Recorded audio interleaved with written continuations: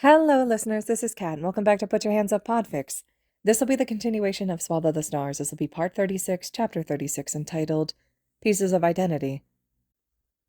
Hitoshi throws open the door to Class 1A's homeroom at his usual time, 15 minutes before the first warning bell, and surveys the state of the few students present. His eyes are naturally drawn to Izuku first, hunched forward over his desk, as he furiously writes in one of his notebooks. Hitoshi wonders if this is still the same one that he started the year with, or if he's had to expand. There are 20 hero analysis notebooks lining Izuku's shelves at home, but Hitoshi knows that, for his classmates, Izuku bought a brand new one, and he knows that Izuku has gone through most of 1A already, even if he doesn't share his analyses with them. He says he won't unless they ask him, or unless it would be negligent to not, like with Kaminari, who gets really shitty backlash from overusing his quirk. It's incredibly kind and goddamn heroic, and Hitoshi knows that even if Izuku never does anything else with his life, what he's done for some of their classmates is enough to land him hero status. Todoroki is sitting adjacent to Izuku, his posture just as rigid and formal as usual. He is watching Izuku with what counts as an amused expression for him, which Hitoshi can only identify thanks to Izuku pointing it out previously a few days ago, because damn does Todoroki not know how to emote. Hopefully, living with Hisashi-san will teach him the wonders of facial expressions. Bakugo is here too, kicked back in his chair, though his feet are still firmly on the floor. Hitoshi is still on the fence about where he stands with Bakugo.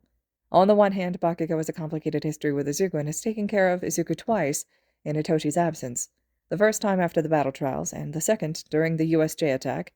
Hitoshi has also noticed that Bakugo, for all that he is brash and loud, is quite attentive in both class and with his peers. He was the first person to tell Kaminari off for flirting with Ashido before most of their class realized she had no interest in and is a bit uncomfortable with flirting and relationships. He's also very close with Kirishima, who is a person that Hitoshi both likes and trusts, but on the other hand, Bakugo is always balancing his anger on the edge of a knife, and Hitoshi doesn't appreciate walking on eggshells. Ida is the only other student present at the moment, and he's silent and withdrawn in the corner of the room. Hitoshi has heard by now what happened with Ida's brother, and he can't say he's not concerned and sympathetic, but he also doesn't like Ida, doesn't feel the need to reach out and offer support. He would bet his entire allowance, though, that Izuku has already offered condolences and a shoulder to cry on if necessary. Knowing that the rest of the class will start showing up soon, usually Kaminari next, followed closely by Yayorozu, then Ashido and Kirishima together, Hitoshi gets away from the door and slips backward into his desk chair. Izuku doesn't look up, but he does hum and tip his head slightly in greeting. Morning, Hitoshi murmurs, reaching out to tug on a loose curl at the top of Izuku's head. His hair is practically iridescent in the morning light, and Hitoshi spends a good 20 seconds completely lost in the shimmer of green as the curl bounces back into place, and Izuku tilts his head a different way.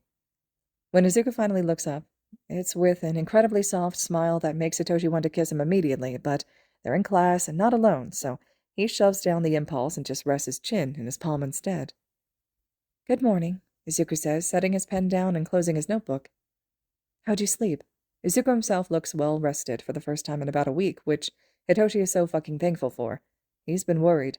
He doesn't like seeing Izuku quietly suffering. Hitoshi shrugs with one shoulder. The usual. Not enough, but dreamlessly. Who were you picking apart just now? He gestures loosely to the notebook, but he doesn't take his eyes off of Izuku, doesn't think he can when Izuku's eyes get all glittery and a slight blush fans across his cheeks. Fuck, he's pretty. A 1B student, actually.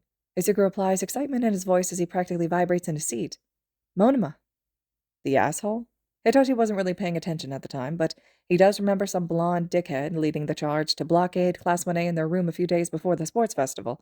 He and Izuku and Todoroki had packed bentos that day to eat in the classroom, so they hadn't been affected.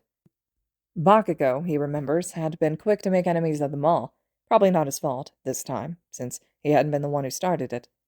Izuku snorts out a laugh, but nods all the same. I forgot to tell you, but he tracked me down a couple of days after the fiasco in the hall, spewing a lot of the same bullshit and trying to claim nepotism for me getting to 1A with Dad. I was trying to look for a way to cut in when our fingertips had touched, and he got this weird look on his face.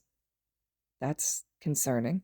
Hitoshi can see that Todoroki is likely thinking the same thing, if the way he just rotated in his chair to look at Izuku more directly is any indication, and if Hitoshi's ears aren't deceiving him, Bakugo just turned around as well. But Izuku is fully in his head and about to start analyzing a quirk, and he's either not paying attention at all, or doesn't care enough to stop. I asked him what was wrong, and he said, I can't copy your quirk, which, holy shit, his quirk is copy. That's so incredibly rare and so fucking cool. I started analyzing it right there in the hallway. Maybe not the best idea in retrospect. And you should have seen the look on his face when I started breaking it down and asking him questions. We ended up talking for like 20 minutes, I think. Hitoshi blinks. Okay. Weird. He's still considering doing something petty to Monoma later just for thinking that he had any right to corner Izuku and they'd go off on him for any number of bullshit reasons, but Hitoshi will be damned if he says something to ruin Izuku's current good mood. So, what's cool about his quirk? Literally everything. Izuku gushes, which is not surprising. Izuku can find the coolest things about the most basic quirks. It's both a skill and a talent, and something that Hitoshi is incredibly fond of. Okay, so any biological contact works as a trigger for activation. Skin to hair, I bet even hair to hair, which is absolutely insane. After asking some questions, I figured out that he can actually store quirks for a period of time, and he's currently able to hold up to 3 at once. He said his limit is 10 minutes for each quirk, starting at the moment of contact. Nerd. Bakugo cuts Izuku off. Not as angry as he usually sounds, but annoyed isn't much better. Breathe, first of all. Second of all, if skin to skin works for activation, why couldn't he copy your quirk? Izuku hauls in a deep breath and looks over Hitoshi's shoulder with a big, emphatic nod. I'm getting there. So, obviously a lot of quirks have side effects, right? Like Todoroki and I can get frostbite and Hitoshi gets headaches and all that. Monoma's natural quirk mutation is just rounded defense against quirk side effects. He's not durable, I guess, but his genetic makeup can identify what each quirk requires and all of its potential side effects and layers in protection for him. But it has a limit, and apparently, my quirk goes above that limit. Hitoshi knows that last part isn't true. Maybe Monoma's quirk does have a self-preservation limit of some sort, but that's not what's keeping Monoma from creating a copy of Amahaki. It's the fact that Izuku literally doesn't have a quirk to copy. What do you mean? Todoroki asks, head tilting to the side like a curious cat. Oh, my quirk is really self-destructive, Izuku says with a wave of his hand. I didn't even get to get a handle on it until I was a preteen, and even then I couldn't really use it until I'd built up muscle mass and mental stamina. It's a big strain on my body. I've blacked out from using it before, like at the USJ, for example. I held on a bit longer there because of the adrenaline, but for a while my quirk exhaustion set in hard and fast. Usually came with a physical backlash, too. I'm assuming Monoma's quirk took one look at mine and decided that Monoma simply couldn't handle it with his current level. What's insane to Hitoshi is that even if that lie detector detective was here, Tsukuji-san, he thinks that he wouldn't be able to pick apart a single false statement in what Izuku just said. Amahaki is destructive, and it does hurt Izuku, and Monoma's certainly not at a level to handle it, but the culmination of everything Izuku is saying is such a huge lie, it's kind of hilarious. Todoroki blinks slowly, but Hitoshi can't, for the life of him, decipher his expression. What do you mean by that? By what? You didn't start working on your quirk until you were almost a teenager? Izuku's mouth rounds out. Oh, yeah, I mean, there was a lot of fear surrounding it when I was a kid, both because of how powerful it is and because of how much damage it can do to me, so I didn't really get a chance to work with it until Aizawa adopted me. That's... Todoroki trails off, and Hitoshi supplies his own descriptor in the momentary silence. Sad. That's really impressive, Izuku. You've mastered your quirk a lot in the last, 3 years? 4? The door opens and Kaminari walks in, with Yaoyorozu behind him. Izuku blushes. It's not that big of a deal, but thank you. Hitoshi decides to steer the conversation back on track because he knows that Izuku doesn't want too much curiosity cast at Amahaki. So, what are you analyzing for Monoma specifically? Areas of improvement? Izuku perks up immediately. Yeah, well, kinda. He has a good handle on his quirk already, so I'm mostly just trying to give him a different angle to approach it from. I know he can copy temporary mutation quirks, think along the lines of Kirishima's quirk, but could he copy something like Hagekure's invisibility, or Ojiro's tail? Is Dark Shadow too much of its own entity to copy? He's also been spending most of his efforts on trying to increase his time limit, but I think that he should be trying to increase the amount of quirks that he can hold instead. Fights don't usually last more than a few minutes, and it would be more beneficial for him to have an arsenal instead of 1 or 2 quirks for a long time. Oh, is Izuku analyzing again? Yaoyorozu asks politely as she takes her seat. Bakugo huffs. Yeah, the traitor's helping 1B now. Hey! Izuku crosses his arms indignantly. They're in the hero course too. Besides, I've analyzed 15 of our classmates already. Anyone can ask me at any time about their quirk. It's not my fault that most people don't bring it up. Most people don't like being held under a microscope and told their biggest weaknesses, stupid nerd. Bakugo says, and his voice is a very strange mix of biting sarcasm and something echoing fondness. It's not fond, but it's close, like the ghosts of their shared childhood is keeping him from being as mean as he wants to be. Hitoshi isn't about to look a gift horse in the mouth. One more person not going after Izuku is one less person Hitoshi has to brainwash into doing something horribly embarrassing or borderline harmful. His moral lines are Admittedly a little blurred when it comes to keeping Izuku safe, but he's not worried about it. Maybe he should be, as someone striving to become a pro-hero, but he's really not. He's been protecting Izuku for too long now, and at this point, he's pretty sure he'd go as far as murder to keep Izuku alive and healthy if the circumstances had called for it. Come to think of it, Hitoshi is almost positive that Todoroki feels the same way. Good. Great. They can be ride or die together. God knows that watching Izuku's back is a full-time job. Izuku scowls at Bakugo's words, but he doesn't back down. You did. You asked. Kaminari and Momo were both glad to have the analysis too. Todoroki didn't have a choice, and neither did Hitoshi, but they still accepted it. Of course I asked. Bakugo scoffs. How am I supposed to be the best if I can't face my weaknesses properly? That doesn't mean that all the extras in our class are like that. You can't just call all our classmates extras, Bakugo, Izuku says, leaning forward and slowly climbing anger. Hitoshi catches Todoroki's gaze, and he's absolutely delighted when Todoroki rolls his eyes. Oh yeah, Hisashi-san is going to be a great influence on him. Hitoshi chooses to let Izuku and Bakugo settle this themselves. They're probably going to have a weird rivalry between them after Izuku thoroughly kicked Bakugo's ass at the sports festival, and Hitoshi doesn't want to get caught in the middle. He knows what Izuku's anger is like, and it's significantly more insidious than Bakugo's. Izuku may need constant surveillance from outside threats, but he can handle Bakugo his damn self. Over the next few minutes, the rest of the class trickles in, and the argument between Izuku and Bakugo peters out with Kirishima's arrival and Hitoshi taking up the entirety of Izuku's desk when he leans forward for a half nap before the bell. By the time Aizawa-san arrives, everyone's seated and silent and ready for the day. Aizawa-san arches a brow. You learn fast. That's promising for you. He moves behind the table at the front of the room and sweeps his gaze over the whole class, probably taking in attendance in his head. Today you're going to be confronting another important part of your future, but first, he pulls a huge stack of papers from his bags. Your internship offers. It doesn't evade Hitoshi's perception that Aizawa-san is not counting internships as some important milestone for them, even though it is. Probably just to make them anxious about whatever's following, which is rude but very much so something he would do. Now, Aizawa-san continues. More than half of you got internship offers. Izuku, Todoroki, and Bakugo got a record-breaking amount, and most of the rest of you who got offers have more than the usual as well. He picks up the stack of papers and starts walking around to pass them out. For those of you who didn't get offers, don't worry, there's a list of 40 agencies that partner with UA every year to take on first years, because your first internship is important for your growth as a hero, and, again, usually first years don't get this much attention, and most students end up at one of those agencies anyway. He doesn't have to explain why they got so much attention. It's obvious to Hitoshi and likely the whole class that the reason the hero community has such a close eye on them is because of what happened at the USJ. Even if you did get offers, if you don't want them, you're welcome to choose from any of the 40 agencies as well. Aizawa-san drops the several-page packet onto Hitoshi's desk before a thud sounds from behind him, and Hitoshi turns to see a veritable tome sitting in front of Izuku. Aizawa-san returns to the front of the room and shoves his hands into his pockets. These are a big deal, but they're not so important for you to lose sleep over them. Oftentimes the internships you choose now will remain as or heavily influence your work studies later, but that's not always the case. If you don't know which area of heroics you want to go into, now's the perfect time to explore that. He looks over the whole room, and Hitoshi, even though he's become quite familiar with Aizawa-san's expressions, is pretty sure the man is just bored with all of this. Your application forms are due at the end of the day, Wednesday. Aizawa-san continues. And your internships will start this Saturday. Look over your list, do research if you need to, then make a decision now. He pauses and then sighs like a man burdened. Comes the real gauntlet of hero work, something that I am entirely unqualified to assist you with. He looks toward the door and raises his voice a little.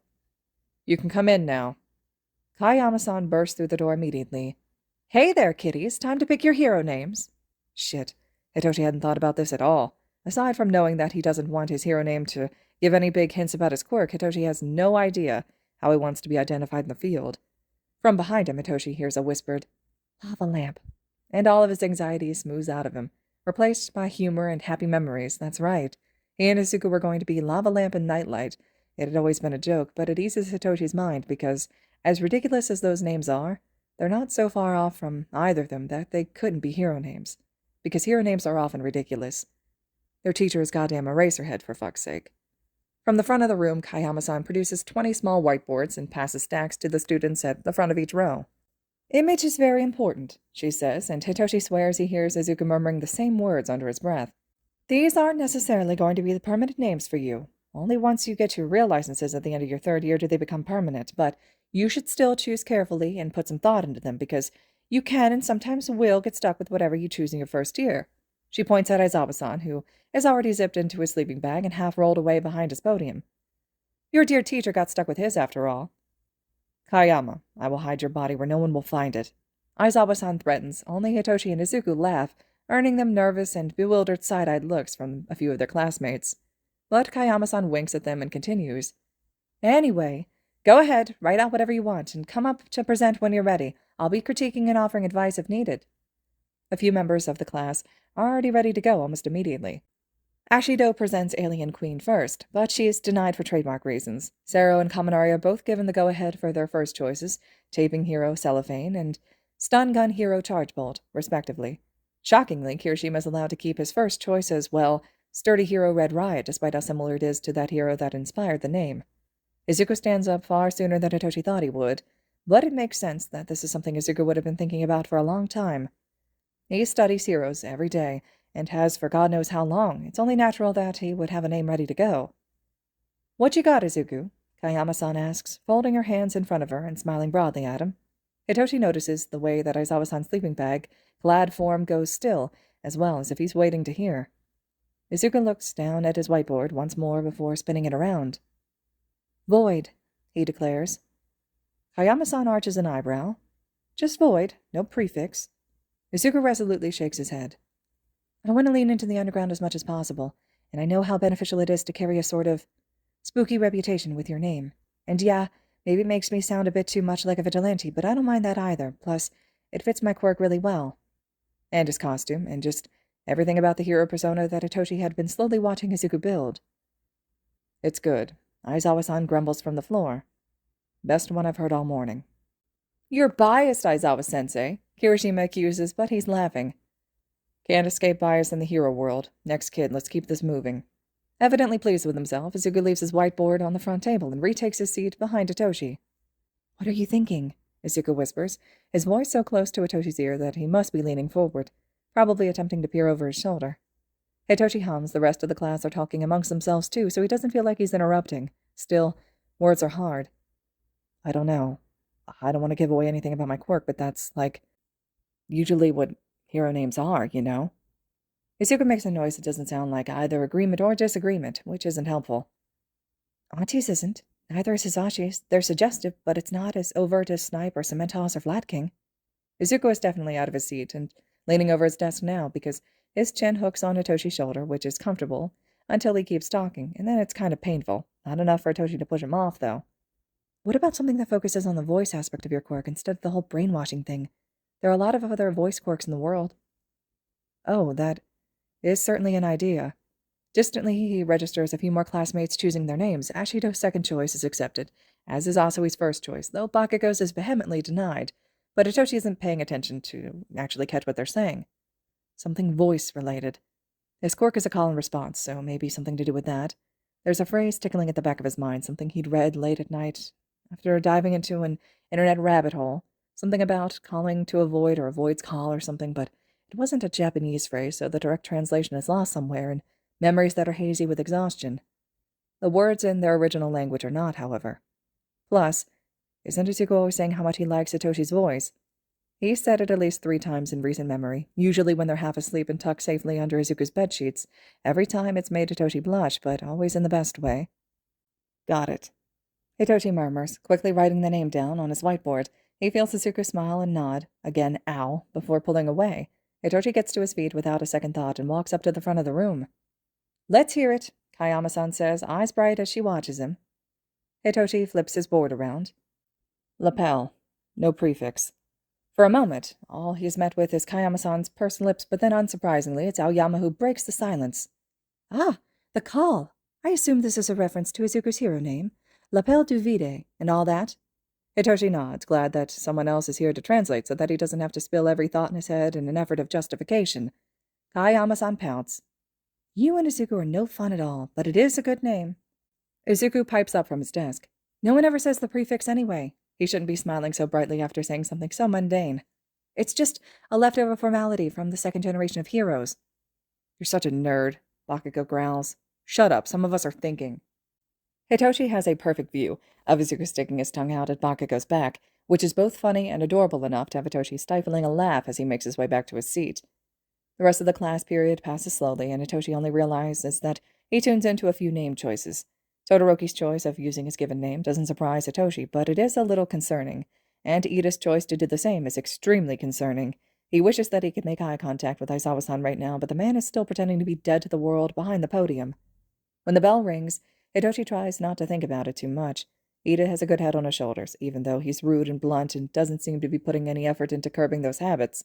He follows the rules almost to a fault, and tries to convince everyone else to do the same. Regardless, whatever emotional turmoil Hitoshi's classmate is experiencing is not his to fix. They get through their morning classes. Heroics is theoretical again, going over things that they'll likely be expected to do during their internships, so Hitoshi doesn't work up an appetite like he usually does during class. But lunch rush's food is still delicious and welcome. Izuku plops down at an empty table, and Hitoshi is more than happy to sit on his left, while Todoroki takes Izuku's right. They won't be alone for long. Somehow, Kirishima always finds Hitoshi, and where Kirishima goes, the rest of his friend group is sure to follow, but for now it's just the three of them. Todoroki-kun, since your hero name is going to be Shoto, does that mean we can call you that now? Izuku's grinning like he's teasing, but Hitoshi knows him better than that. For his part, Todoroki doesn't even have to think about his answer. Sure, he shrugs, breaking his chopsticks and stirring his soba. I already call you by your given name. I would have let you use mine earlier if you had asked. Izuku pouts. It doesn't feel right to ask. You just did, though. Shoto, tilts his head. Izuku sighs just like Aizawa-san had this morning before Kayama-san had entered the room, and it's enough to make Hitoshi snort. You can call me Hitoshi, he offers, looking around Izuku to meet Shoto's gaze. We're friends, and you're my boyfriend's brother. It would probably be weird to keep calling each other by our last names. Shoto blinks. Oh, all right. A pause. Is that really weird? This guy. Hitoshi waves him off. It's fine, just eat. They lapse into silence for a moment, all of them focused on shoveling food in their faces. They have training after school today with Aizawa-san and Hizashi-san, so they're going to need as much energy as they can possibly get from lunch in order to see the end of it without collapsing. Inevitably, Kirishima sets his tray down on Hitoshi's left, and Ashido plops down across from him with Kaminari to one side and Bakugo to the other. Sero joins after a few seconds as well.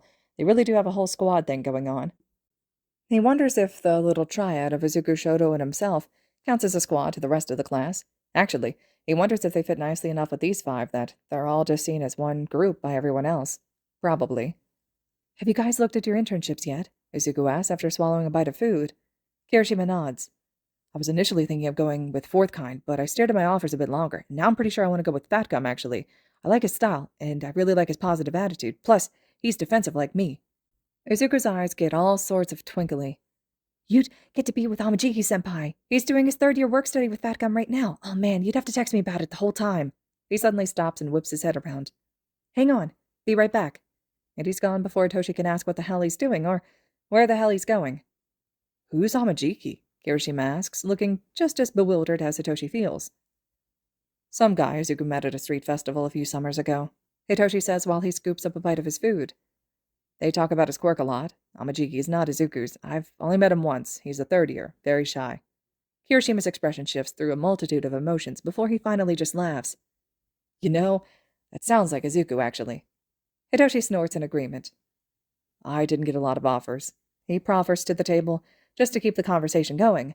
In fact, most of his list had been composed of the 40 agencies that take on first years every year. But there's an underground agency on there. I've never heard of them, though. Who? Ashido asks, leaning forward eagerly. I want to be a Twilight hero so badly. I may have gotten a little stalkery about some of the underground agencies near here just to see if they would accept a Twilight hero working with them. Hitoshi stares for a moment, a little dumbstruck. He would have never guessed in a million years that Ashido wanted to go Twilight, but looking back on it, some things she's done really do make everything click into place. Hell, her first choice of a hero name had been a science fiction villain from a decades-old movie franchise. Yeah, He reaches down for his bag and pulls out a list of offers and hands it over to her. I highlighted the three I'm thinking about. Definitely leaning toward the underground one, though. Ashido doesn't even have to flip the page. The offers are alphabetized. Oh, Cloak and Dagger Agency. They're actually pretty well known in Yokohama. It's a duo, Cloak and, well, Dagger. They're twins if I remember right. She passes the list back to Hitoshi with a huge smile. You and Izuku want to be partners, right? We've talked about it. Hitoshi hedges. Neither of us are really sure, though. We're both well-suited to solo fighting, and often underground it's easier to do your job when you're alone, I think. At the very least, signing to the same agency would be nice.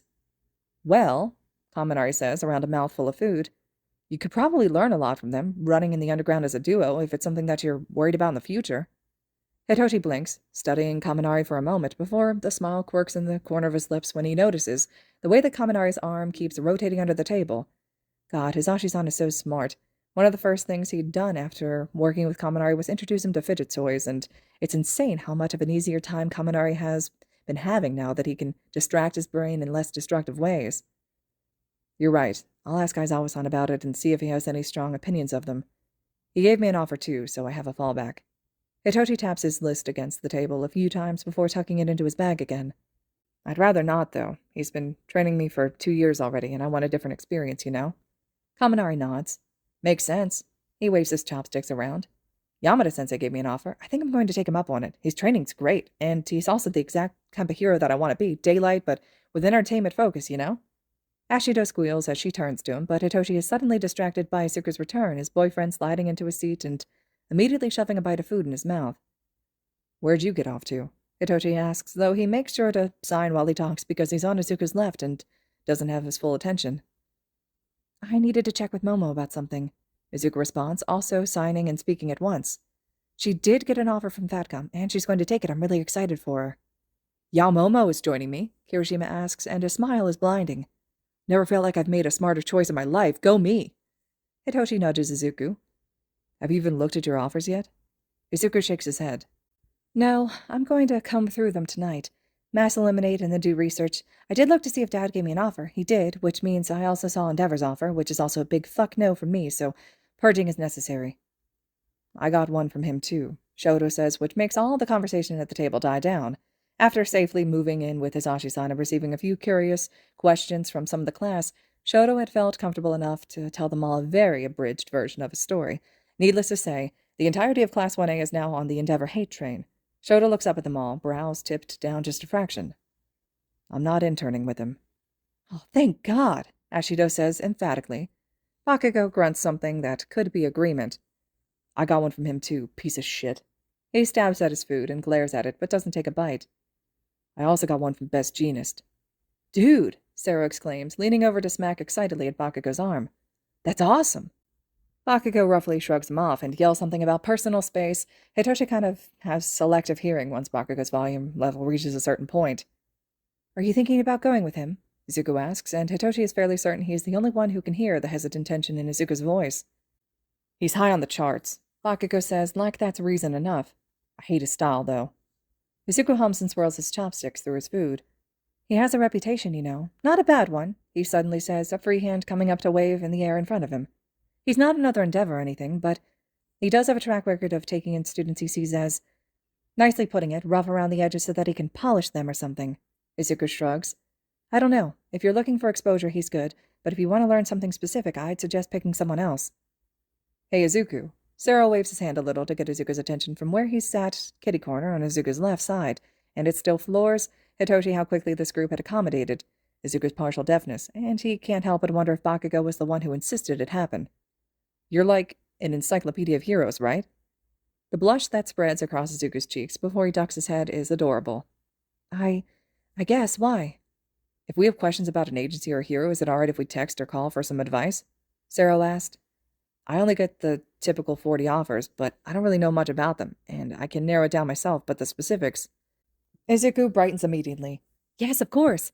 Any of you can ask me anything, whenever you want. I have an analysis of every active Daylight hero in Japan, as well as some of the more public underground heroes and Twilight heroes, so I can probably answer most of your questions. Holy shit, Kaminari says under his breath, eyes wide as he stares at Izuku. Isn't that over 400 heroes? A sheepish look pulls at Izuku's face. 380, give or take. I haven't branched out beyond the more combat-focused heroes, plus I've only written down about 250. More or less. School has kept me from being fast about it lately, but the rest of them are all up here. He taps a finger to his temple. Nerd, Bakugo says, directing his attention with a snap of his fingers, and Hitoshi watches in interest as his face falls out of its usual angry lines. Everything you know about Kasagiri man, go.